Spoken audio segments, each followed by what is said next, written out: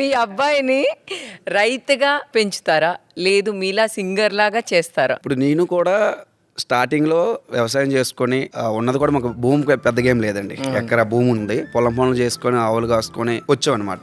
ప్రతి తల్లిదండ్రులు కూడా ఏమని కోరుకుంటారంటే మా జీవితాలు ఇలాగ అయిపోయారా బాబు, సో మా పిల్లల జీవితాల్లో మాలాగా అవ్వకూడదని ఆలోచిస్తారు ఏ తల్లిదండ్రులు అయినా సరే. ఎవరైనా అదే ఆలోచిస్తారు. నాకు దొరకని చదువు వాడికి దొరకాలండి నా ఇంటెన్షన్. ఇంకోటి ఏంటంటే నా కొడుకులో మా నాన్నని చూసుకున్నాను. మా నాన్న కోసం పెళ్లి చేసుకున్నాను. పెళ్లి అయిన 4 నెలలుగా మా నాన్న చనిపోయాడు.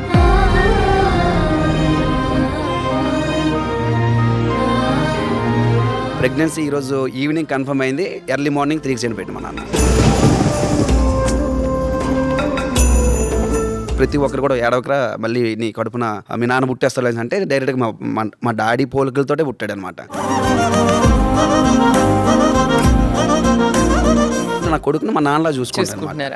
సో ఆయన ఒక పై స్థాయికి తీసుకెళ్ళాలని నాకు ఆలోచనతో నాకేంటంటే మా తాతల కాలంలో కూడా ఉండేది కాదు ఈ కళారంగం, నాతోటే మొదలైంది. సో కొంతమందికి ఏంటంటే వారసత్వం వస్తుంది అంటారు కదా. ఇప్పుడు ఎస్ఎస్వి నాయుడు అనేసి దేనికి పెట్టానంటే మా నాన్న పేరు అప్పలనాయుడు అనమాట. ఎస్ఎస్వి అంటే లైక్ ఒక సింగర్ కూడా ఉన్నారు.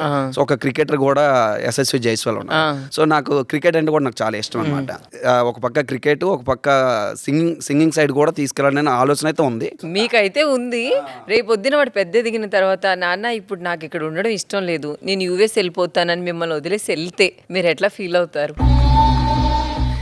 అబ్బా నాన్నకి ఎంత ఒక్కసారిగా అట్లా అయిపోయావేంటి?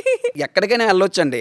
అంటే అలాంటి సిచ్యువేషన్కి ఆడు యూఎస్ వెళ్ళి ఆడు మంచిగా చదివి సో మంచిగా డబ్బులు సంపాదించితే అందరికంటే తల్లిదండ్రులు చాలా హ్యాపీ ఫీల్ అవుతారు. కాకపోతే నేను రాసుకున్న డైలాగ్ అలాంటి సిచ్యువేషన్ నేను ఒక డైలాగ్ రాసుకున్నాను అనమాట. బంగారంతో స్లాబ్ వేసామని రాయితో కట్టిన పునాదిని మర్చిపోకూడదు. సో ఆడు ఇల్లు కట్టుకోవడానికి అక్కడ రాయి అని తీసుకొచ్చి పునాది పేర్చాడండి. ఆడికి రోజులు కలిసి వచ్చి సో అక్కడ బెడ్డ ఇక్కడ బెడ్డ ఇవన్నీ తీసుకొచ్చి గోడ కట్టాడండి. ఇంకా బాగా రోజులు కలిసి వచ్చి అరే అమ్మ వాళ్ళందరూ సిమెంట్తో స్లాబ్ వేస్తున్నారు, మన బంగారంతో వేద్దాం, మనకి ఏడుతో కొని బంగారంతో వేసాడండి.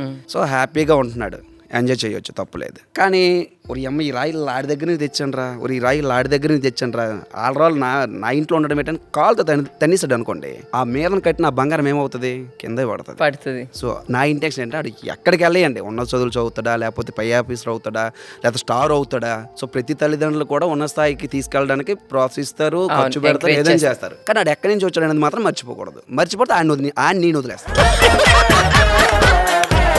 ఆడు మిమ్మల్ని వదిలేయడం కాదు, మీరే అంతే. చాలా పెద్ద వాళ్ళు చెప్పిన మాట్లాడంటే నువ్వు గతాన్ని మర్చిపోలేదురా, అణిగిమణిగా ఉంటావు, ఎంత ఎదిగినా ఒదిగుండాలి అంటారు. నన్ను నిలబెట్టిందంటే దానికి రీజను అదేనండి. ఎందుకే రైతుని చేస్తారా, సింగర్ని చేస్తారా, ఇదంతా చెప్పకుండా మీ పేరు చెప్తున్నారు, వాటికి వార్నింగ్ ఇస్తున్నారు మీరు డైరెక్ట్ గా. ఏం చేస్తారు ఈ రెండిట్లో? నేను కూడా సింగర్ అవుతానని ఎక్స్పెక్ట్ చేయలేదు. సో వాడు కూడా అవుతాడో అవదని కూడా తెలియదు.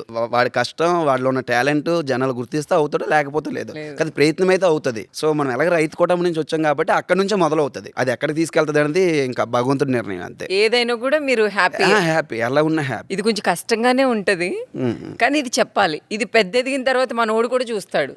మీకు మీ వైఫ్ అంటే ఇష్టమా, మీ కొడుకు అంటే ఇష్టమా? వైఫ్ అంటే ఇష్టం. బుడ్డోడు వైఫ్ ఉంది కాబట్టి బాబు వచ్చాడు. ఎందుకు అంత ఇంపార్టెన్స్ మీ వైఫ్ కి మీరు ఇవ్వాలనుకుంటున్నారు? ఒక టైంలో కొంతమంది చెప్పుకోకపోయినా అమ్మ కూడా గుర్తురాదు మనం ఈ షూటింగ్ లో పడిపోతే. సో అలాంటి సిచ్యువేషన్ లో కూడా టైం ఇవ్వట్లేదని తనలో తనే బాధపడుతుంది తప్ప, కానీ ఏ రోజు కూడా ఆ బాధ నాకు చెప్పదు. అవునా?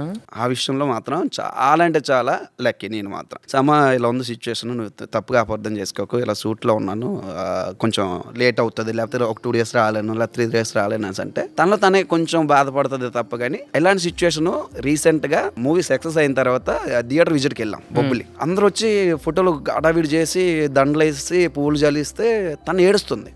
అప్పటికి నేను 15 రోజులు ఇంటికి వెళ్ళా. హైదరాబాద్ లోనే ప్రమోషన్స్ కానీ ఇవన్నీ బిజినెస్ థింగ్స్ కానీ ఇవన్నీ పడ్డాను. 15 రోజులు ఇంటికి వెళ్ళలేదు. బాబు గారు ముఖం చూడలేదు, అంటే వీడియో కాల్ చూస్తాను కానీ లైవ్ లో చూడలేదు. ఎందుకమ్మా ఏడుస్తున్నాం అంటే ఈ సక్సెస్ కోసమా ఈ 15 రోజులు మాకు దూరంగా ఉన్నావు కన్నా అన్నదనమాట. అలా ఎవరు అర్థం చేసుకుంటారు? నిజంగా ఆ విషయంలో నాకు చాలా చిన్నపిల్ల అయినా చాలా మెచ్యూర్ గా థింక్ చేసిందిరా. ఇలా అర్థం చేసుకునే వైఫ్ ఉంటే సినీ రంగంలో ఇంకా ముందుకు వెళ్ళొచ్చు అని ఒక భరోసాని ఇచ్చింది. మరి ఒక మాట చెప్పాలంటే హ్యాపీగా మీ వైఫ్ ఎదురుగానే ఉంది, చెప్పేయచ్చు. థ్యాంక్స్ అండి, చాలా చిన్న పదం. థ్యాంక్ యూ మా. అంతేనా? నీకోసం ఇంత చేస్తే నువ్వు ఇంత చెప్తావా? సో ఎక్కువ చెప్పి పొగిడినట్లుగా ఉంటది, అవసరం లేదు. ఎందుకంటే అర్థం చేసుకున్న అమ్మాయికి థ్యాంక్స్ చెప్పడం చాలా కానీ అద్భుతమే. రమణ, నువ్వు అనుకుని ఉంటావా ఎప్పుడైనా, పాపం తను నన్ను చాలా అర్థం చేసుకుంటుంది, ఏదైనా తనకి చెప్పాలి ఒక మాట అని ఎప్పుడైనా అనుకున్నావా నువ్వు? అంటే లాస్ట్ టైం ఒక ఇంటర్వ్యూలో కూడా చెప్పాను, అది పర్టికులర్ గా అది స్క్రీన్ రికార్డింగ్ చేసుకొని స్టేటస్ పెట్టుకుంది పాపం ఆ పిల్ల. అంటే తన కోసం చెప్పాను అనమాట, ఇలా నన్ను బాగా అర్థం చేసుకుంటది తను అనేది. ఆ విషయంలో వాళ్ళ ఫ్యామిలీ కూడా చాలా ఎమోషనల్ అయిపోయారు ఆ వీడియోకి అయితే వాళ్ళు. అయితే నువ్వు తనకి దొరకడం తన లక్ కాదు, తను నీకు దొరకడం నీ లక్, అంతే కదా? అనుకోవచ్చు. ఫోక్ సాంగ్స్ లో నీకంటూ ఒక బ్రాండ్ ఉంది, ఇంతకీ నీ బ్రాండ్ ఏంటి? అప్పుడు చెప్పాను కదా, మళ్ళీ ఇందాక చెప్పినప్పుడు ఇప్పుడు అలవాట్లేదంటే మళ్ళీ కొడతారు మళ్ళీ. అప్పుడు కేఎఫ్ స్ట్రాంగ్ తాగేవాడిని. ఎంత ఉంటుంది దాని కాస్ట్? అప్పుడు 110 ఎంత ఉండేది, ఇప్పుడు ఇప్పుడు మరి ఎంత ఉంటుందో 250 ఎంత ఉంటుంది ఏం బహుశా. ఇప్పటికి అదేనా? బ్రాండ్ మారిందా? ఇప్పుడు ఏం లేదండి. తాగట్లేదా? లేదు లేదు. ఎందుకు? అప్పుడు ఎలా ఉండదంటే ఫీల్డ్ ఈవెంట్స్కి వెళ్ళేటప్పుడు ప్రోగ్రామ్ బాగా చేయాలని ఒక ఆలోచనతో ఫ్రీగా ఇచ్చేస్తుంటారు, ఇస్తే బాగా చేస్తారని. సో అది ఉట్టిన వస్తుందని అది హెవీగా వెళ్ళిపోయిన తాగిసి జీవితాలు నాశనం చేసుకున్న కళాకారులు మా దగ్గర చాలా మంది ఉన్నారు. అంటే మా ఫీల్డ్ రేల కావచ్చు వీళ్ళందరూ కూడా. వాళ్ళ కమిటీ వాళ్ళు ఎలా థింక్ చేస్తారంటే డ్రింక్ ఇస్తే పర్ఫార్మెన్స్ బాగా చేస్తారు కదా అని త్రూ తోటి వాళ్ళు హ్యాపీనెస్ కోసం ముందు ఇవ్వచ్చు, స్టేజ్ అయిపోయిన తర్వాత కూడా ఇవ్వచ్చు. మన పర్సులో డబ్బులు ఖర్చు అవ్వట్లేదు కదండి, వీళ్ళు దాన్ని అలవాటుగా మార్చేసుకుంటారు. సో ఒక రోజు ఈవెంట్ లేదనుకోండి, నీ పర్సులో డబ్బులు తీయాలి, ఉన్నప్పుడు వాళ్ళు ఇస్తారు, లేనప్పుడు అనేది. అలాగా మా ప్రాంతంలో మా కళాకారులు కొంతమంది జీవితాలు పోయి, అది నేను ఉదాహరణకు తీసుకుంటా. ఇది కరెక్ట్ కాదులే ఎందుకులే అని.